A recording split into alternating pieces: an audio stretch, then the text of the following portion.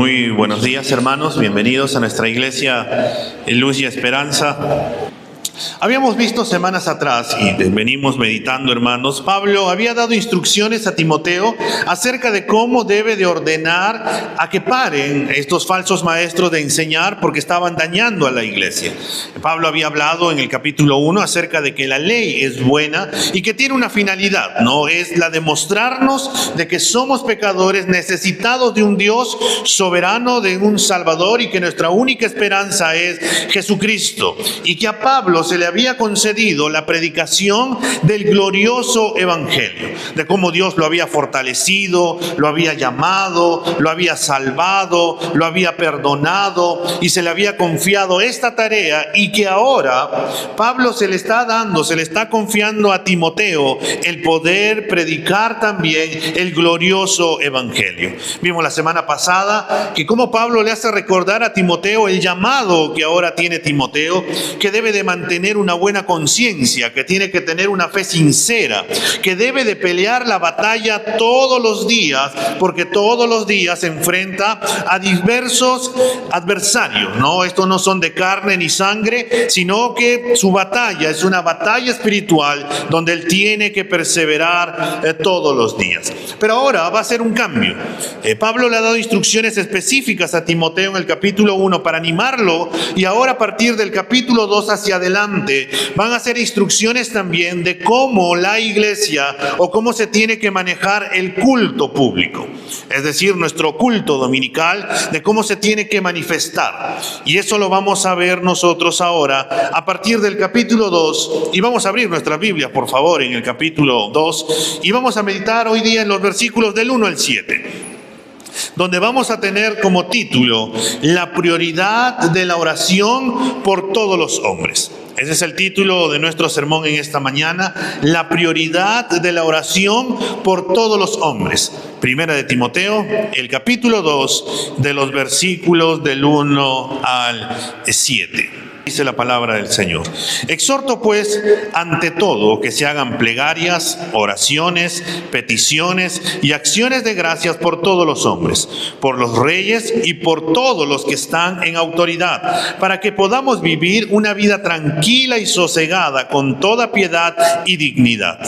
Porque esto es bueno y agradable delante de nuestro Dios, nuestro Salvador, el cual quiere que todos los hombres sean salvos y vengan al pleno conocimiento de la verdad, porque hay un solo Dios y también un solo mediador entre Dios y los hombres, Cristo Jesús, hombre, quien se dio a sí mismo en rescate por todos, testimonio dado a su debido tiempo. Y para esto yo fui constituido predicador y apóstol, digo la verdad en Cristo, no miento, como maestro de los gentiles en fe y en verdad. Vamos a orar. Señor, te damos gracias por estar aquí reunidos en esta mañana, por permitirnos, Señor, el poder congregarnos con toda libertad en ti. Y, Señor, ayúdanos a poder meditar, a poder reflexionar, a poder hacer cambios también, Señor, en medio de cómo vamos a ir entendiendo tu palabra, Señor, de cómo debemos de conducirnos en medio de tu casa, Señor. Llévanos a toda verdad, Señor, esa verdad que proviene de tu palabra, que tu Espíritu Santo, Señor, nos haga ver tu palabra, y que también, Señor, nosotros al adquirir ese conocimiento podamos ponerlo también en práctica para la gloria y honra de tu santo nombre. En Cristo Jesús, Señor, te damos las gracias. Amén y amén. Vamos a ver algunas cosas que nos va a hablar el texto en esta mañana. Lo primero que vamos a ver es la prioridad de la oración. Miremos cómo Pablo inicia este capítulo, hermanos, este capítulo 2, que le dice a Timoteo: exhorto pues ante todo. Una traducción literal, así de sacado del griego a nuestro castellano o español, diría: así que exhorto, insto primero. Esa palabra ante todo, que nosotros que la han traducido así, es la palabra protos, que tiene que ver con primero. Es lo primero que te voy a mandar, primeramente, la prioridad de lo que va a hacer o de lo que te voy a mandar o lo que te voy a exhortar. Hay un dicho que dice, lo primero es lo primero, y es lo que Pablo va a decir. Esto es lo primero. Es como si Pablo le estuviera diciendo a Timoteo, así como te encargué que te quedaras en Éfeso, así como te rogué, te exhorté, ahora también te insto, te exhorto que tomen conciencia acerca de una de las cosas que deben de ser primordiales en la vida del creyente. Y estas cosas también tienen que ser parte de la iglesia en general. Y esta exhortación que se está dando es para que se haga de manera constante, siempre, en todo tiempo, en todas las reuniones de la iglesia, en las reuniones personales con todos los creyentes, o ahí cuando estemos en nuestra habitación a solas. Y esto debe de ser lo primordial, y por eso lo coloca primero, ante todo. ¿Y qué es lo que primordial que nosotros debemos de tener dentro de la iglesia, dentro de toda reunión personal con otros creyentes, dentro de una manera íntima cada creyente? Y esta es la oración. No es que la oración sea lo primero de todo, hermanos, pero Pablo lo dice y toca este tema porque lo más probable es que esta oración o la oración haya estado siendo descuidada porque estos falsos maestros estaban distrayendo con discusiones absurdas de genealogías interminables en vez de avanzar el plan de Dios, que es por fe, como Pablo dijo en el versículo 4 del capítulo 1. Lo más probable es que la iglesia haya estado distraída, y como ha estado distraída, están en tantas cosas que están olvidando cosas que son primordiales. Y por eso Pablo le dice y le recuerda a Timoteo y le dice, Timoteo, te exhorto, te insto, para que esto se haga primero, para que vuelva a ser parte de la vida cotidiana, parte del culto general, que sea algo primordial. Hermanos, la oración en muchas ocasiones es una de las más descuidadas dentro de la iglesia, y por no decirlo también dentro de la vida del creyente. A veces solamente nos limitamos a una oración simple, Señor, muchísimas gracias, y salimos corriendo, ¿no? Como si tomáramos una tacita de café porque el tráfico nos va a agarrar y decimos, Señor, ayúdame durante todo el día, bendice acá, y ¡pum! Nos vamos corriendo y decimos, ya hemos orado, hemos entregado nuestro tiempo al Señor. Y en realidad, hermanos, cuando lo hacemos una vez, 2 veces, 3 veces, empezamos a caer en una rutina y pensamos nuevamente que estamos haciendo las cosas bien.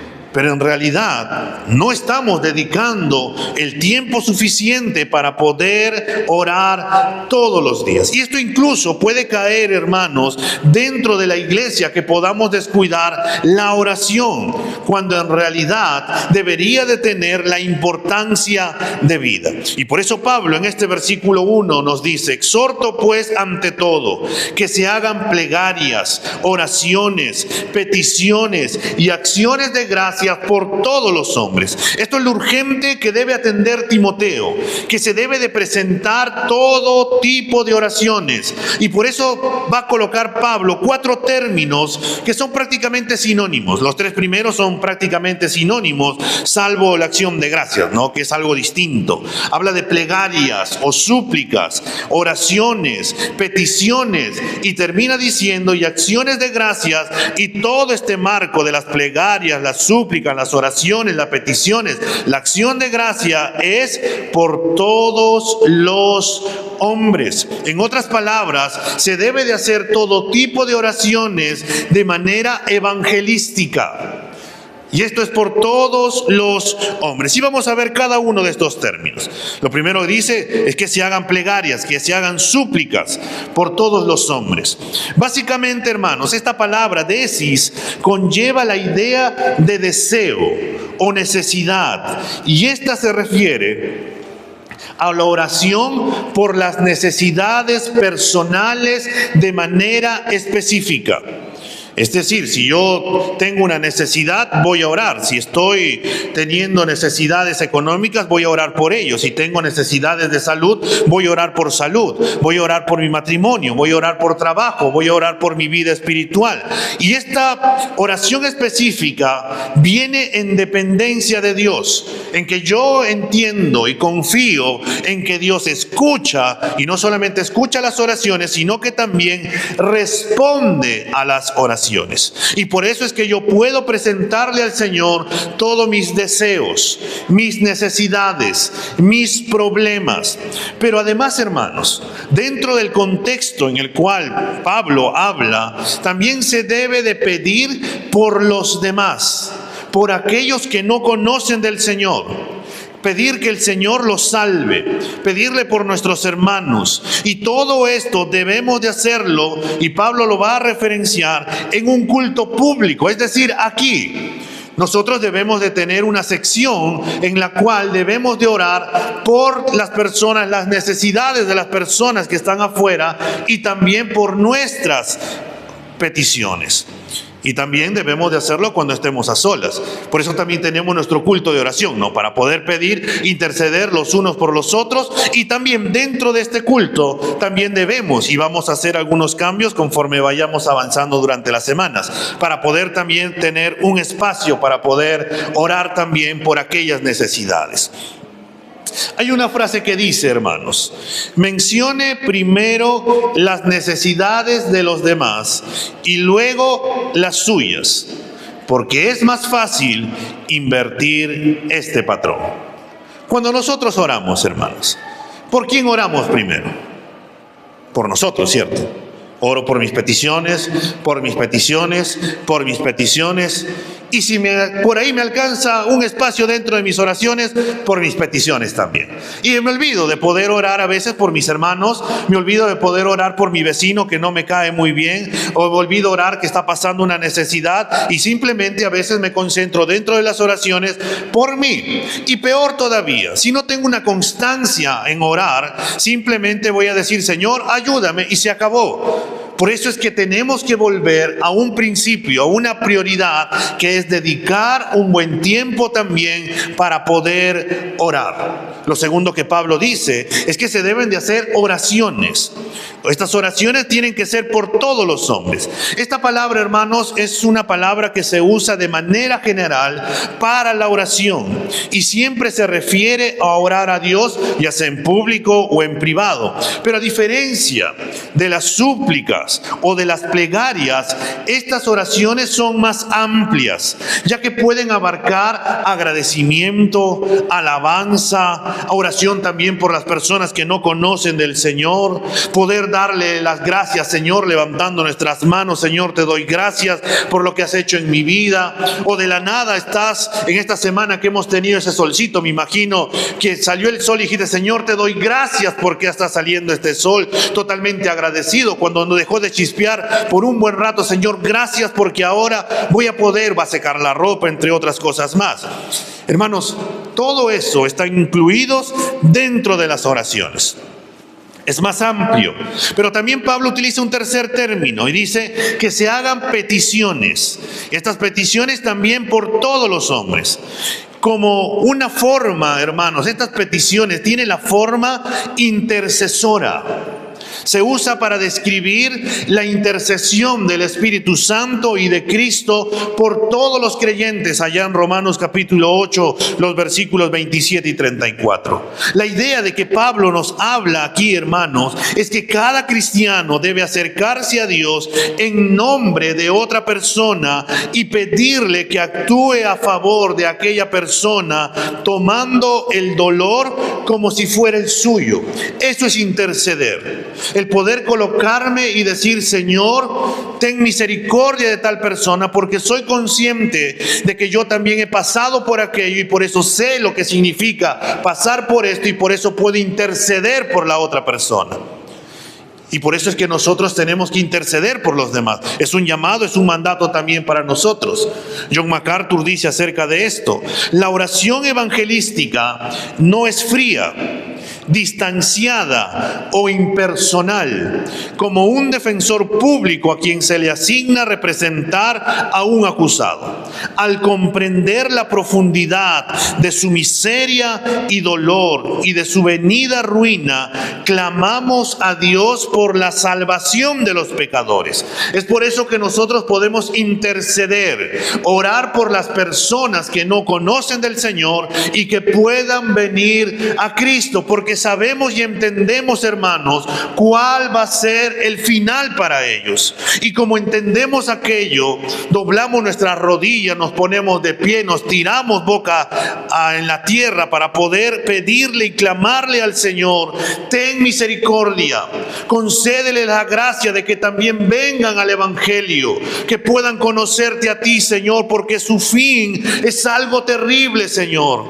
Y por eso vamos con todo el corazón a pedirle al Señor que tenga misericordia.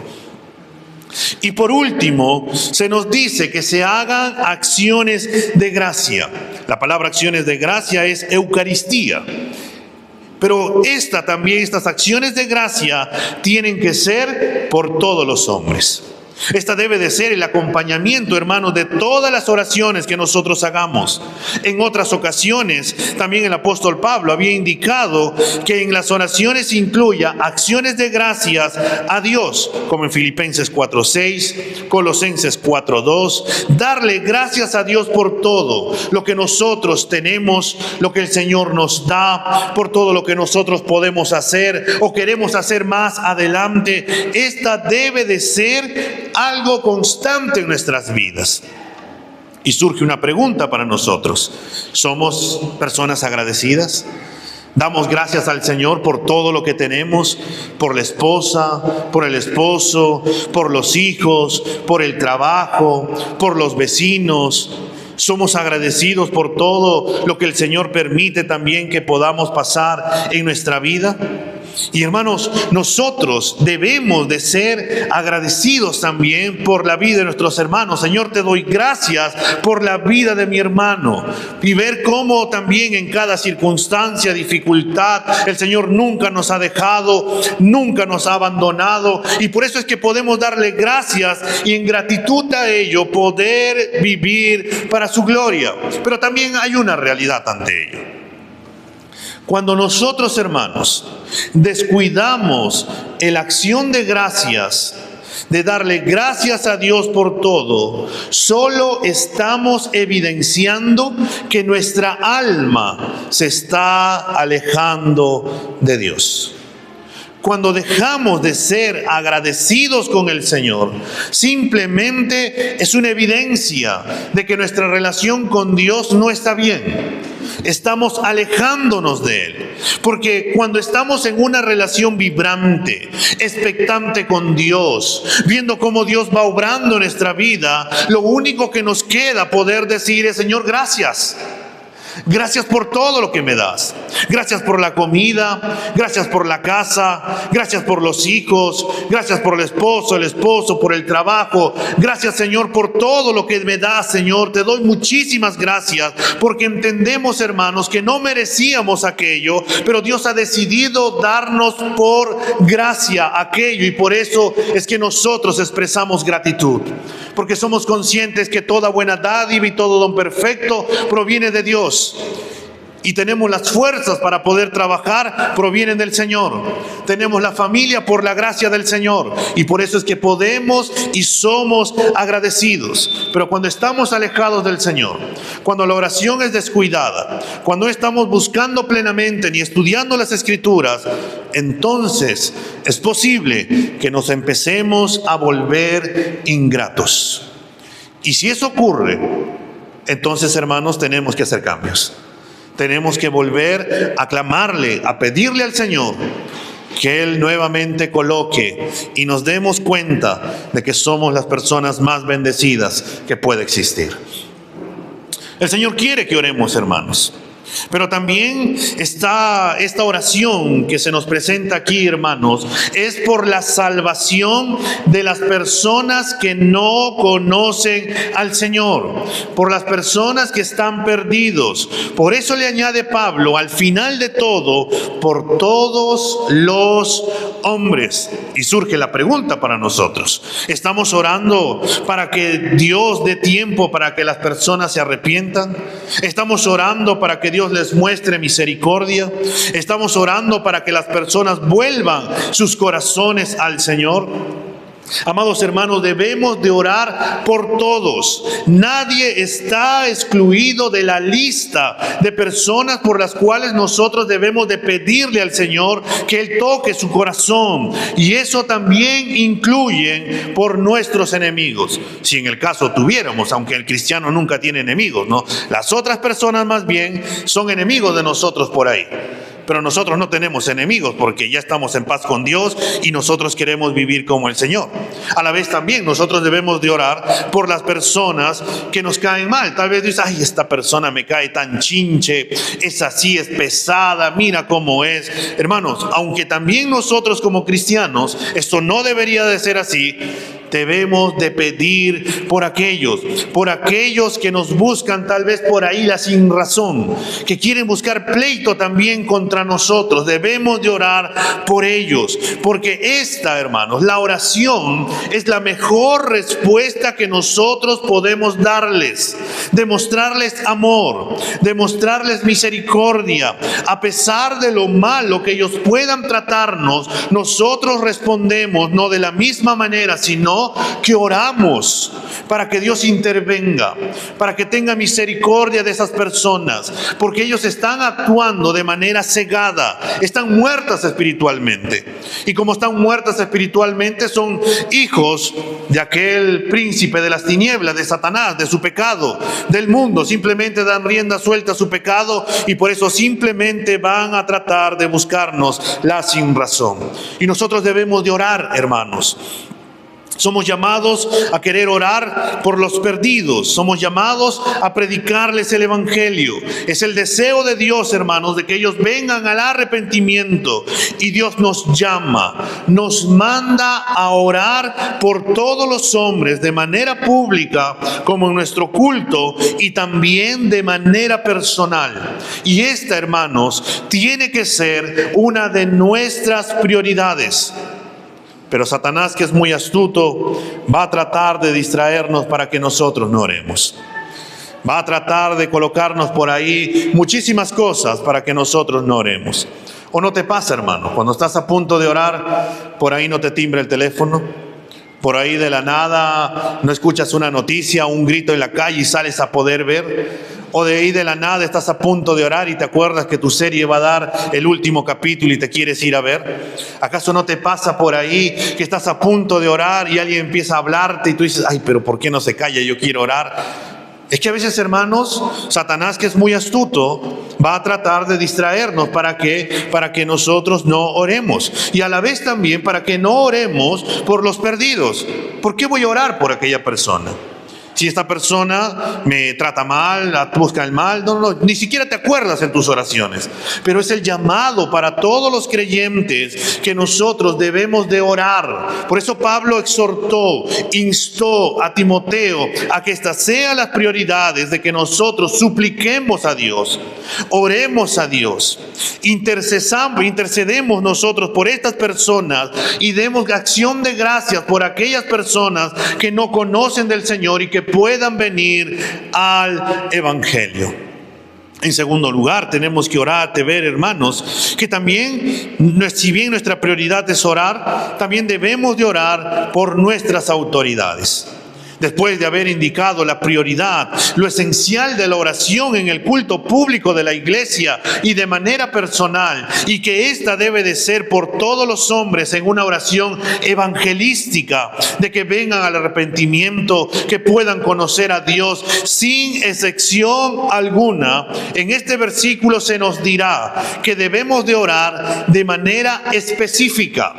Y esta manera específica, Pablo nos va a decir por nuestras autoridades. Mira lo que dice el versículo 2. por los reyes y por todos los que están en autoridad, para que podamos vivir una vida tranquila y sosegada con toda piedad y dignidad. Pablo ahora amplía el llamado a la oración por todos los hombres que se ha dado en el versículo 1 para incluir a aquellos que han sido colocados en puestos de autoridad.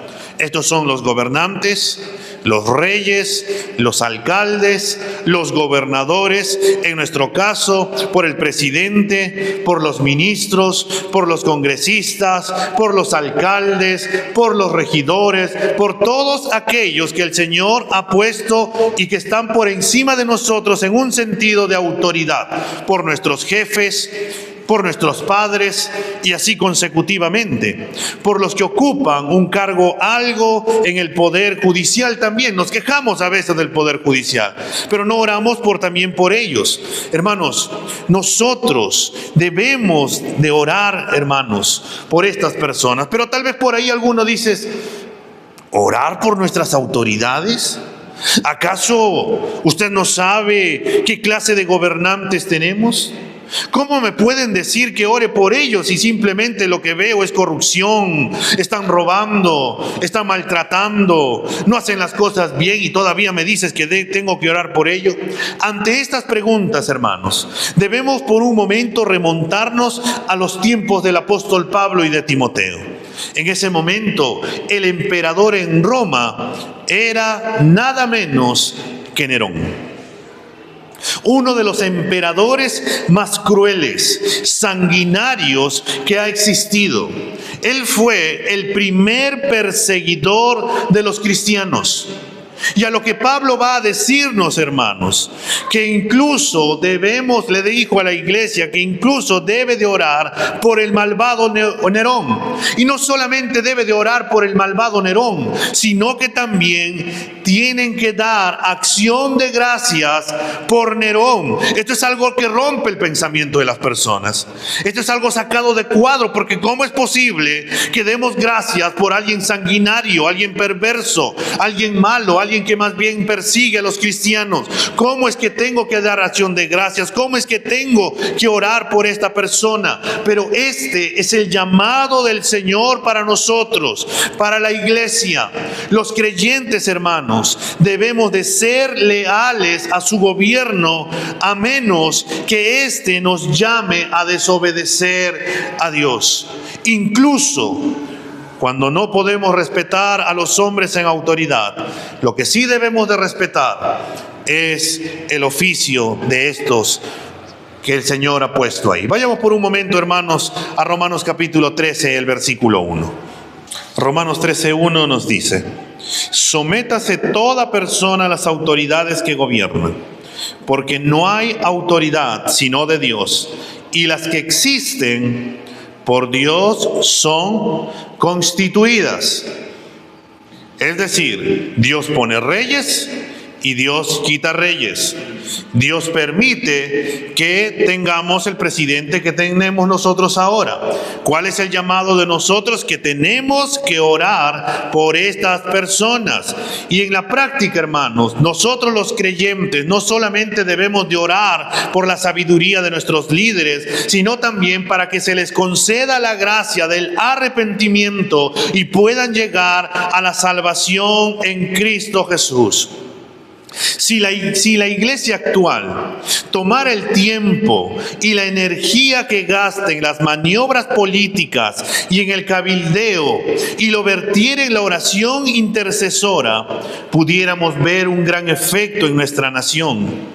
Con mucha frecuencia hemos olvidado que las armas de nuestra milicia no son carnales, sino poderosas en Dios para la destrucción de fortalezas, como dice 2 Corintios 10:4. La clave para cambiar una nación es la salvación de los pecadores, y esto requiere una fiel oración, dirá John MacArthur. En otras palabras, hermanos, si la iglesia orara fielmente por el arrepentimiento de sus autoridades, pudiéramos ver cambios, pudiéramos ver cómo va cambiando nuestra nación. El detalle está en que volvemos. La oración es una de las cosas más descuidadas dentro de la iglesia y que Satanás nos ha engañado que no debemos de orar como deberíamos de orar. Y nosotros tenemos que volver a nuestras prioridades, que debemos de volver a clamar por nuestras autoridades. ¿Y por qué tenemos que orar por nuestras autoridades? ¿Para qué tenemos que orar por nuestras autoridades? Pablo lo dice en el versículo 2, para que podamos vivir una vida tranquila y sosegada con toda piedad y dignidad. El propósito de orar por los líderes que tienen un cargo de autoridad es para nuestro propio bien, para que podamos vivir una vida tranquila. Y esta vida tranquila es de manera externa ante estas circunstancias que nos rodean, de que se podamos vivir y podamos predicar. La palabra sosegada también significa pacífica. Y esta palabra, hermano, está involucrada en lo interno. ¿Y cómo lo interno? Vida tranquila, lo externo, y sosegado, pacífico, interno. Que nosotros, hermanos, tenemos ahí que vamos a estar tranquilos en ese ambiente pacífico y vamos a querer seguir predicando el evangelio. Y no solamente se nos dice de una manera tranquila, sino también con toda piedad, una vida piadosa, una vida digna, que pueda servir de buen testimonio a los perdidos y que esta tranquilidad nos siga permitiendo el poder predicar el evangelio. Por la gracia del Señor, en el Perú no tenemos persecuciones como ocurren en otros países. Podemos predicar el evangelio libremente. Nadie va a agarrar una piedra para tirarte y decirte cállate, no nos prediques. Tenemos libertad para poder en las redes sociales decir, seguir predicando, mandando. Podemos predicar donde en el trabajo, en nuestros estudios, en todo lugar. Nadie nos puede negar el hecho de poder predicar porque somos y vivimos en una nación que tenemos en esa libertad, gracias a Dios. Pero ¿qué es lo que ocurre? A pesar, hermanos, de que gozamos en una libertad tan amplia, la pregunta que surge es ¿cómo estamos predicando el evangelio? ¿Tenemos la pasión para poder predicar viviendo esta vida tranquila el evangelio? O más bien, nos hemos acostumbrado a tanta tranquilidad y a no persecución que simplemente nos parece normal el poder vivir la vida cristiana y nos parece normal también que las otras personas estén alejadas del Señor. Y hemos caído a veces a eso, a pensar que es algo normal que las personas estén lejos de Cristo. Y a veces ya no nos motiva tampoco el poder predicar. Y esto también viene porque hemos descuidado la oración. Hermanos, tenemos que observar esta palabra. Dice vivir una vida tranquila y sosegada, y también le añade, dice con toda. Esta palabra toda se aplica a la piedad y a la dignidad. Ambos atributos deben de buscarse y practicarse plenamente. La piedad se refiere a una vida orientada a Dios, haciendo lo que le agrada a Dios, siendo obedientes a Dios, siendo obedientes a su palabra, mientras que la palabra dignidad se refiere a la decencia, la seriedad, esta que inspira respeto por la edad, el carácter, los logros. También transmite una impresión de bondad y a la vez también esta dignidad y la seriedad de propósito. En otras palabras, hermanos, este es el comportamiento decente y apropiado que exige el respeto de los demás. Es la manera que nosotros tenemos que vivir. Es la manera en que todos los cristianos tenemos que vivir de una manera digna. En otras palabras, que nuestra vida sea un testimonio a las demás personas, donde nosotros no exigimos respeto, sino que más bien las personas nos respetan por lo que somos en Cristo, lo que Dios manifiesta en nuestras vidas por causa de que queremos agradarlo a Él, y nosotros por ello nos vivimos de una manera digna, nos comportamos de una manera digna, queremos agradar al Señor, somos justos, queremos decir la verdad, vivir en verdad. Y es un testimonio, y ellos pueden ver las cualidades que ahora en Cristo nosotros podemos vivir, y ellos también pueden decir, ellos son cristianos. Pero a veces ocurre todo lo contrario, ¿no? En vez de decir cómo vivimos de una manera digna, mira, ya va el cristiano. Y encima es de una manera déspota, ¿no? De una manera en la cual se nos dice, porque a veces nos metemos donde no tenemos que meternos, porque a veces nuestra lengua no se frena y simplemente hablamos y por ahí, mira, ya está el cristiano, ¿no? Y dice ser cristiano, por ahí nos empiezan a decir, y en vez de que ellos hablen bien del evangelio, terminan hablando mal. Y si hablan mal, hermanos, que sea porque vivimos una vida digna que refleja lo que somos ahora en Cristo Jesús. Y esto nos lleva a preguntarnos, ¿cómo estamos viviendo, hermanos? ¿De manera digna, piadosa, agradando a Dios? ¿Estamos viviendo dignamente, dando un buen testimonio del evangelio a las personas? Cuando el apóstol Pablo, hermanos, dijo estas palabras, algunos podrían haber dicho por ahí, ya está bien, tú me dices que tengo que orar por las autoridades, pero Pablo, ¿por qué tengo que orar por los perdidos? ¿Por qué tengo que orar dentro del culto por los perdidos? ¿Acaso no tengo necesidades? ¿Acaso no hay otras cosas más importantes? Y Pablo responderá ante aquella pregunta, y vamos a ver en tercer lugar, que la voluntad de Dios es la salvación de los hombres. La voluntad de Dios, hermanos, es la salvación de los hombres. Orar para que los hombres vengan al arrepentimiento, que obedezcan a Dios, que sean agradecidos, que cumplan sus funciones como Dios manda, a fin de proveer un entorno estable para el evangelio. Esto, hermanos, es bueno y agradable a Dios, como nos dice el versículo 3. Delante de nuestro Dios, nuestro Salvador. La razón principal es porque la oración agrada a Dios, cuya naturaleza de Dios es salvar. Dios define la oración evangelística, que incluye orar por diversas personas, por los perdidos, los líderes. Esto es realmente bueno y esto tiene que resonar, hermanos, en nuestras conciencias. Debemos de entender que la voluntad de Dios es que nosotros oremos por las personas que no lo conocen, que esto es bueno y le agrada a Dios. Orar por los perdidos es algo bueno. Y si es algo bueno, hermanos, y nosotros entendemos que si es así, entonces nosotros tenemos que hacerlo. La palabra bueno, hermanos, también se puede traducir como algo hermoso, agradable.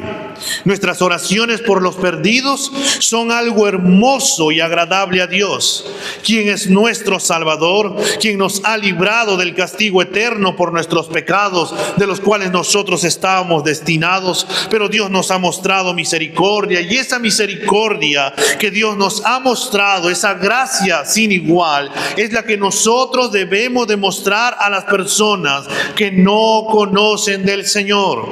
Y además el versículo 4 nos añade algo más.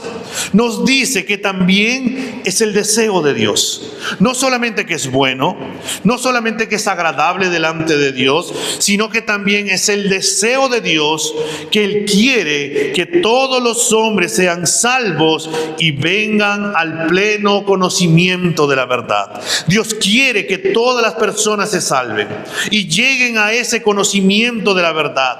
A veces, hermanos, cuando un creyente por ahí está predicando, está orando, y por ahí podemos frustrarnos porque en vez de ver cambios, empezamos a ver que va de mal en peor.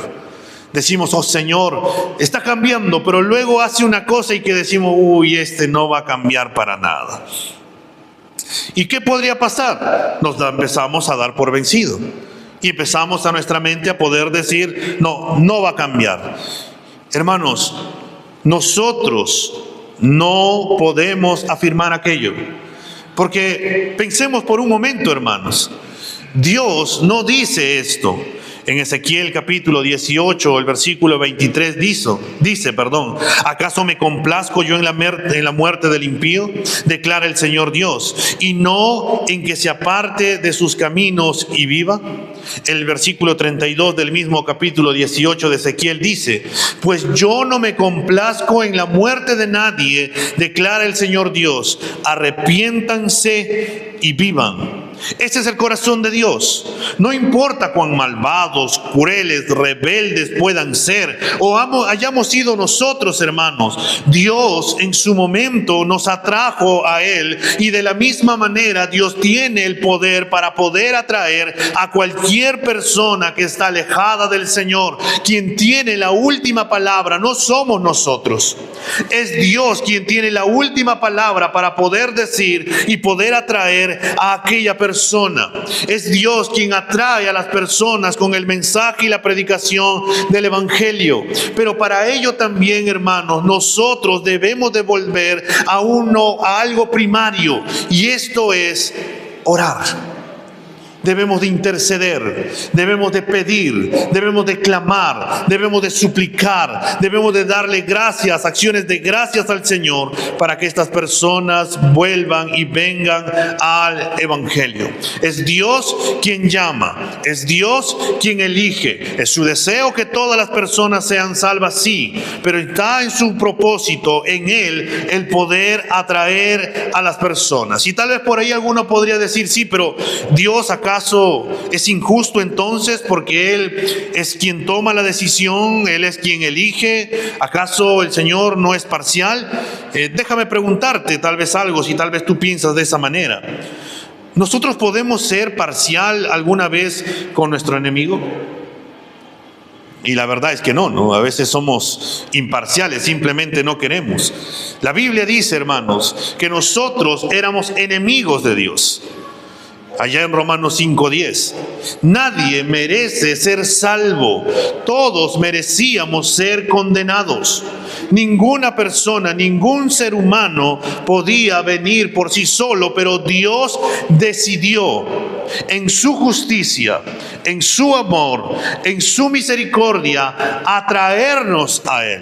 Y es el mismo Dios quien tiene el poder, la potestad para poder atraer a cualquier persona al Evangelio. Nosotros no podemos decir: esta persona nunca va a cambiar, porque estaríamos haciendo el papel de Dios, y no somos Dios. Dios sigue teniendo misericordia.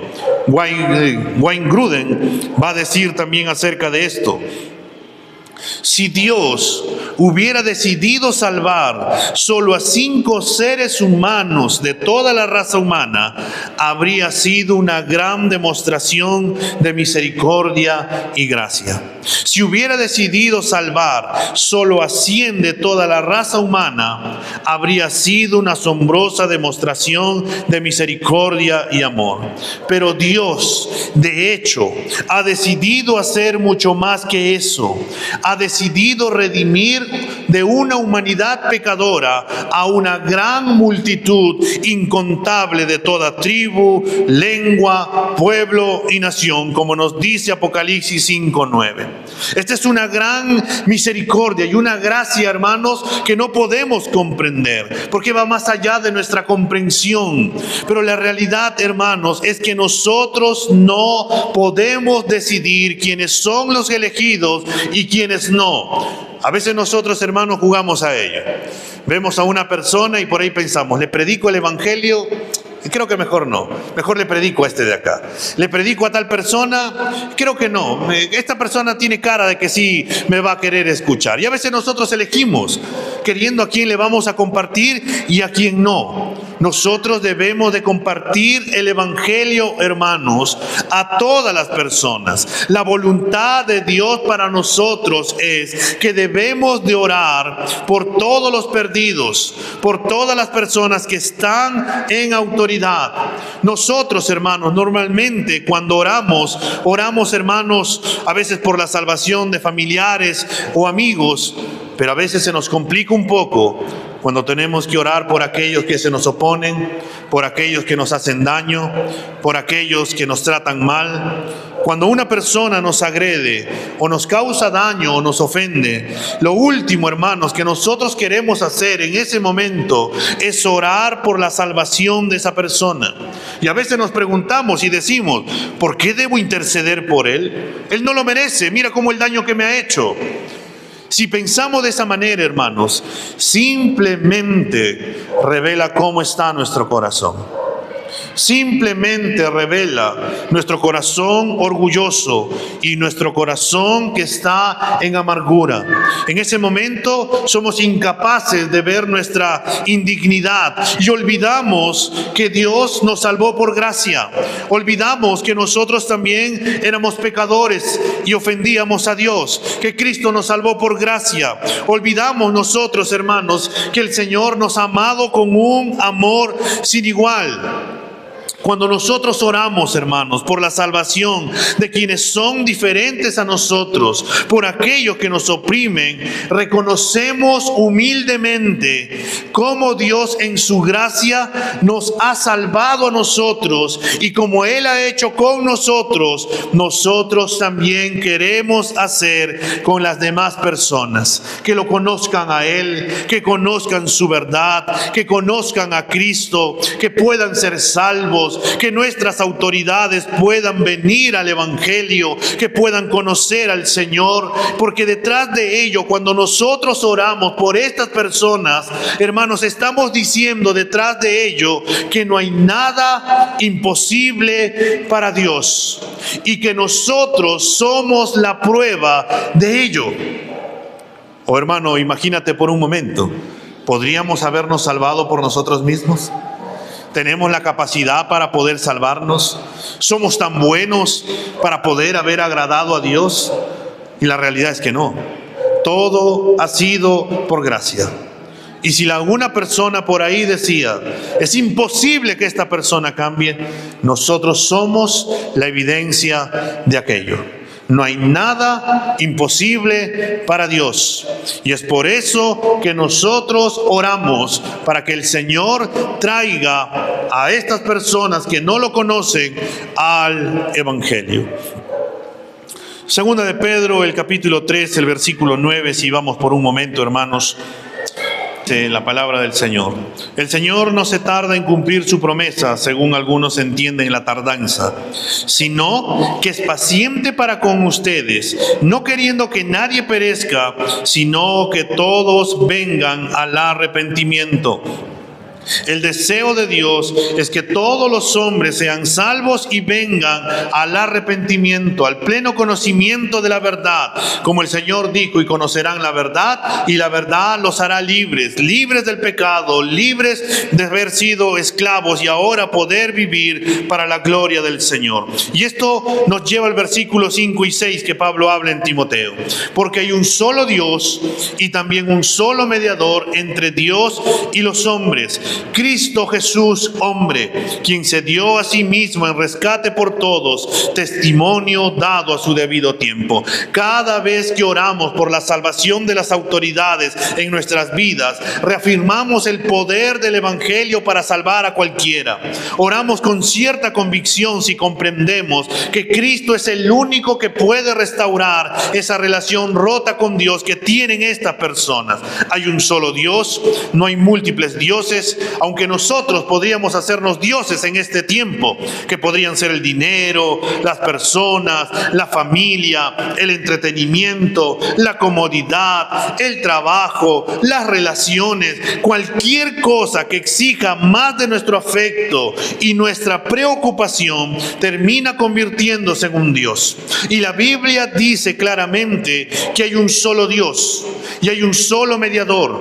Solo hay una persona que puede interponerse entre nosotros y Dios y poder restaurar esa amistad con Dios. Y esta persona es Jesucristo, el Hijo de Dios, 100% Dios, 100% hombre, que se hizo hombre para poder identificarse con nosotros, que cargó todas nuestras dolencias, que Él murió cargando, y el único que nos puede comprender a la perfección, y lo hizo para poder reconciliarnos con el Padre.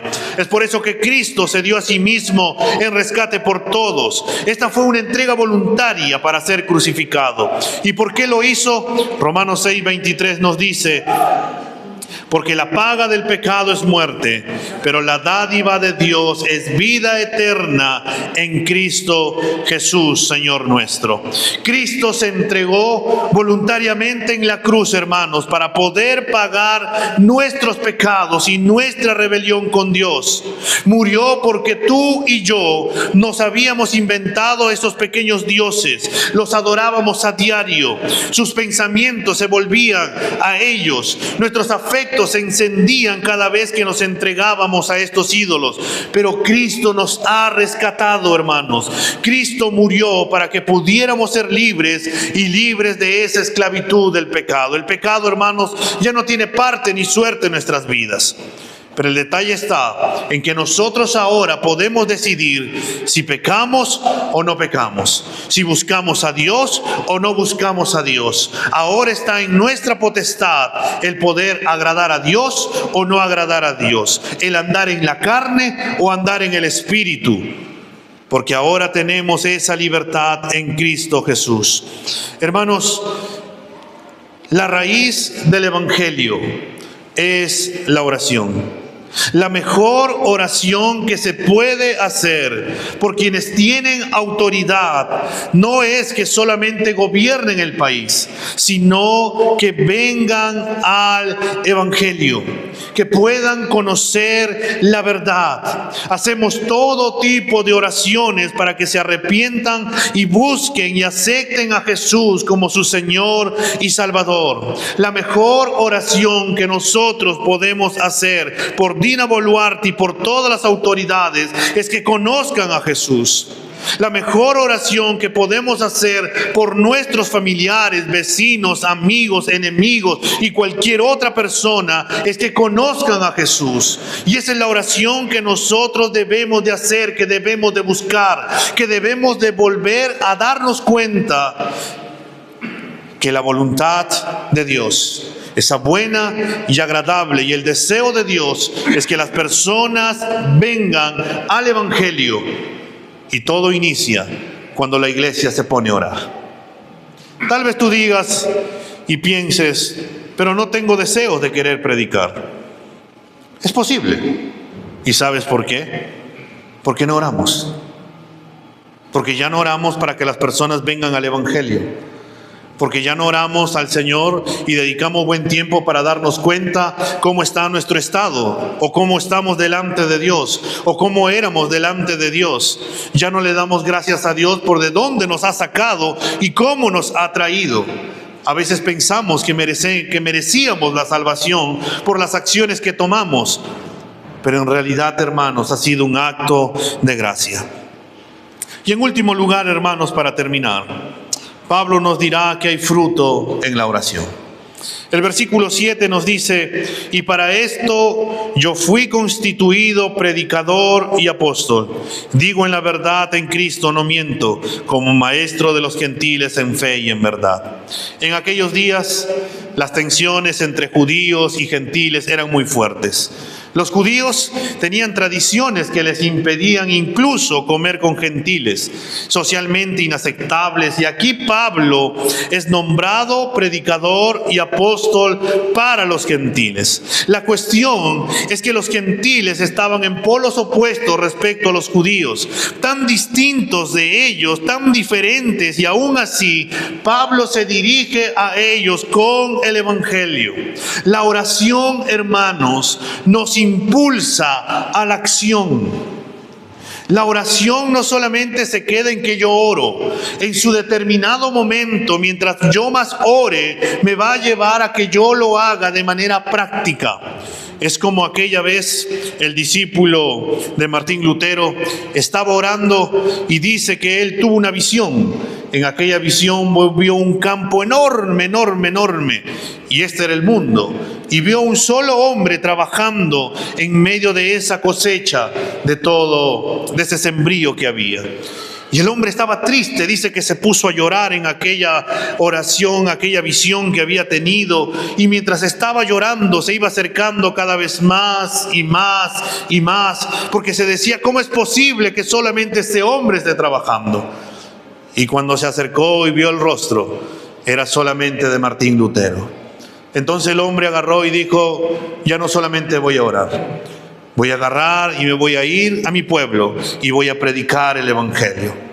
Cuando fue y le dijo esto a Lutero, Lutero agarró y le dijo, oye, pero si tú vas, te van a agarrar y es posible que termines muriendo. No me importa, dijo, pero alguien tiene que ir a predicarles el evangelio. La oración produce acción. Hermanos, si nosotros no predicamos el evangelio, es posible porque hemos descuidado algo primordial que es la oración.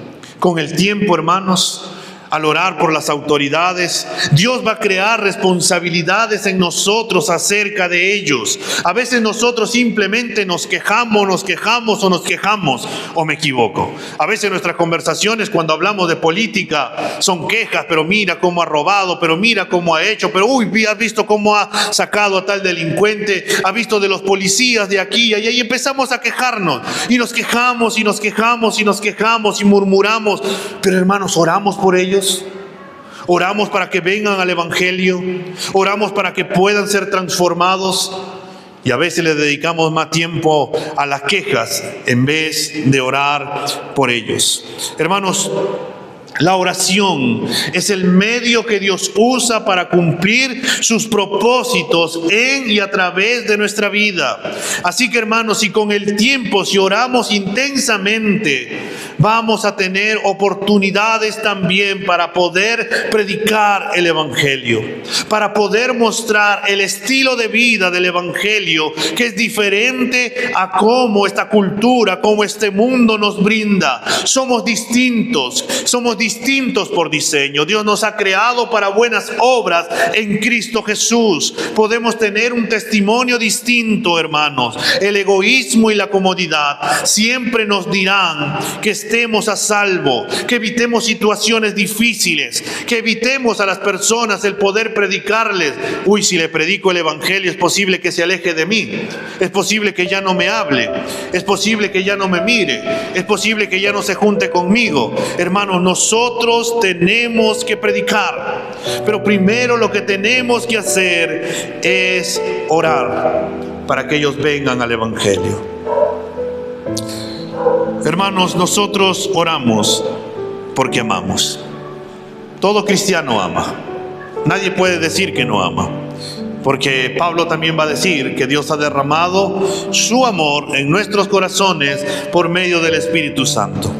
Cuando nosotros oramos, hermanos, estamos evidenciando también amor, porque Dios lo hizo con nosotros. Dios nos amó, Dios tuvo misericordia y nos llamó al evangelio. Y como estamos tan agradecidos, como estamos tan maravillados, lo único que podemos hacer con nuestro Señor es vivir para su gloria y a la vez también vivir para su voluntad, para cumplir su voluntad. ¿Y cuál es su voluntad? Su deseo es que las personas también lo conozcan a Él, que las personas también pueden conocerlo y conocer al Dios maravilloso y sorprendente que tenemos, hermanos. Hermanos, ¿por quién te reta Dios a orar el día de hoy? ¿Quién es la persona por la que te cuesta más orar? ¿Quién es aquella persona por la cual tú no oras? Así digamos, tal vez sea tu vecino, algún familiar, tal vez sea alguna autoridad, tal vez sea por ahí alguien que nos ha hecho daño y decimos, yo no puedo orar por esta persona. Pero Dios nos llama y nos dice que tenemos que volver a nuestras prioridades. La prioridad es orar. Lo segundo que tenemos que hacer es que tenemos que orar por todos los hombres, por nuestras autoridades. Lo tercero que tenemos que entender es que nosotros también oramos, hermanos, porque es una forma de poder evidenciar el Evangelio. Y tenemos que comprender y entender que hay fruto en la oración, porque Pablo también, hermanos, vino al Evangelio y él fue constituido y Dios cambió las realidades. Allá cuando estuvieron orando antes de que venga el Espíritu Santo en el día de Pentecostés, estuvieron 150 personas reunidas y todos ellos oraron, clamaron y vino el Espíritu Santo. Y desde ese momento empezaron a predicar, pero todo inició con la oración. Debemos de volver a la oración, hermanos. Debemos de volver a clamarle al Señor. ¿Quieres ver a tu familiar cambiado? ¿Quieres ver a tu nación cambiada? Oremos. Vamos a ponernos de pie.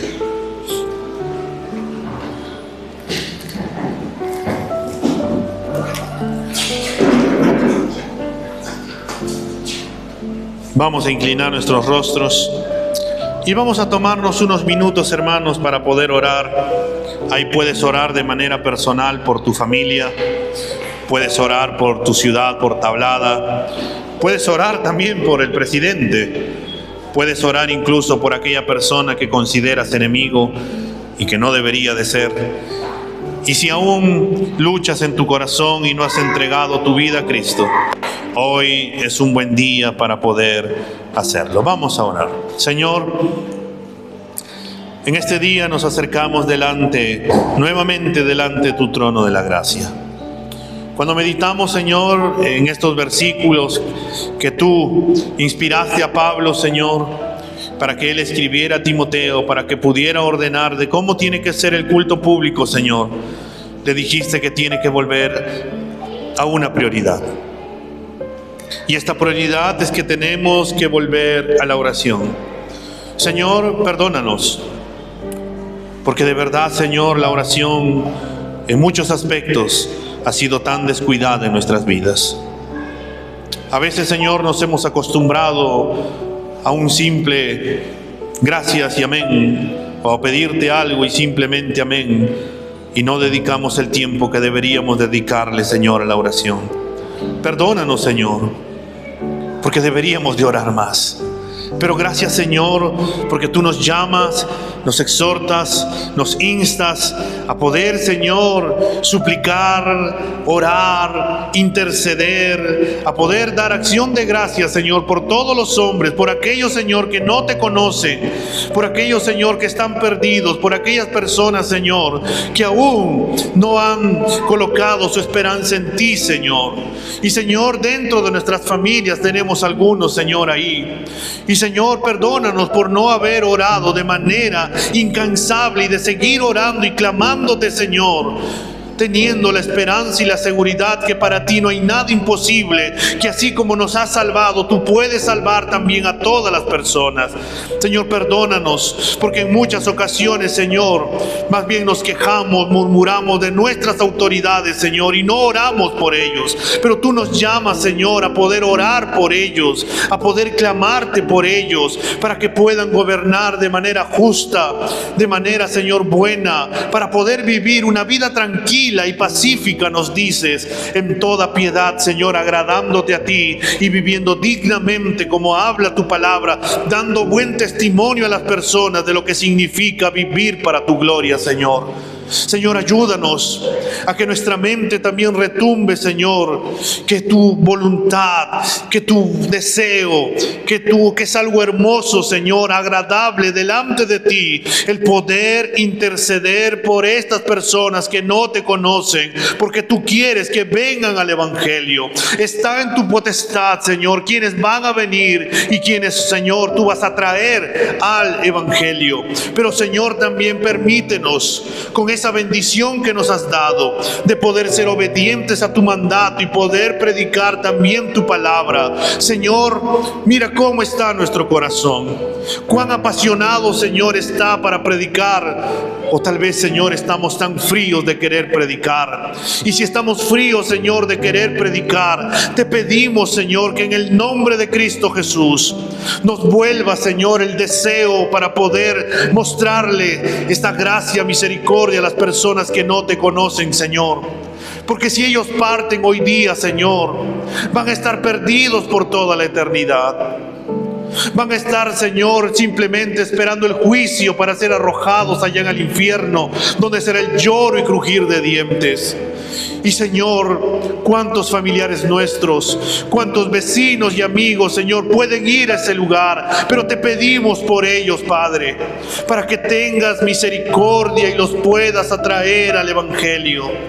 Te pedimos, Señor, que en el nombre de Cristo Jesús los rodees, Señor, de cristianos, hijos tuyos, piadosos, obedientes a tu palabra, para que le prediquen el Evangelio.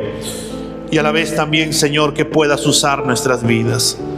Señor, cada uno de nosotros somos un testimonio de que tú eres un Dios que puede hacer lo imposible posible, que tú eres un Dios soberano que tiene el control absoluto de todo y que sabe, Señor, lo mejor para nosotros.